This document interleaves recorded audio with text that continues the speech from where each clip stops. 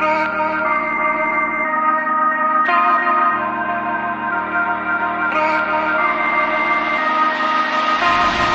is up, guys? I have not been here on YouTube for a while, so welcome me back. My name is Stellar Productions, and today I'm going to show you guys how to mask things out or make a selection in just one click of a button without having to do any tedious work, just a little bit of fine detail work, and that's about it. So, without further ado, let's get into it.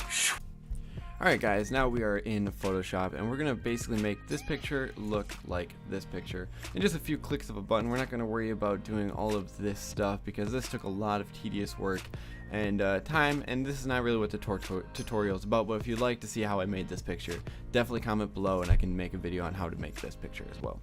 Alright, so we're going to deselect this one and we're going to hit the tool up here that is the selection tool, and then select and mask, and then we're just going to click this one click. It should normally do a really good job of selecting. If you want to put this on a black background or any other kind of background like people normally have a backdrop for a model, you can just hit this button and it's basically going to decontaminate the color.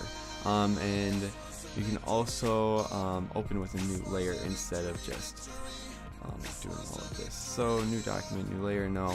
We're gonna make a new layer every time. So, and then you can do a bunch of stuff like contrast it, you can do shift edges, you do a little bit of smoothness if you'd like, or feather. Oh, you can feather how much of it is on it, so that's gonna be feathering the selection. We don't really need that. Smart radius, I don't really use much of this unless I really need to make our selection. Transparency, it depends on how much transparency you got in the picture. About 20% is good, but if you want it all back, you can have it all back, but then you can't really tell what's being selected and what's not. So I like mine around anything that's going to show me what's actually selected and what's not. You can also put it on a black background, you could put it on just normal and red overlay, you know, on white, on layer. Normally I just do, I think, on white. No, I do, I think,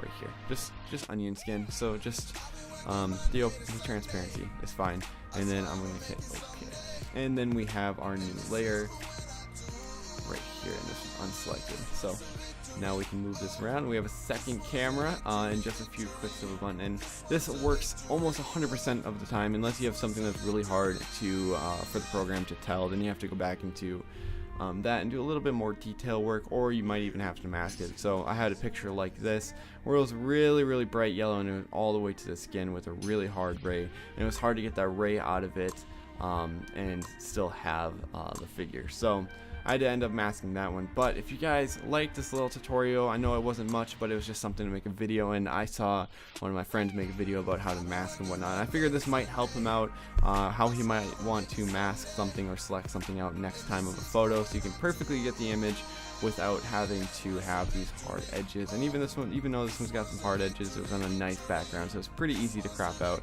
or mask out. So if you guys like this video, please subscribe. If you want to learn anything else on my channel, I can figure out how to teach you guys that, and I'd love to bring you a video on that. Or if you guys just want to ask me a question or something, well, welcome back to the channel, and I'll see you guys later. Peace out, guys.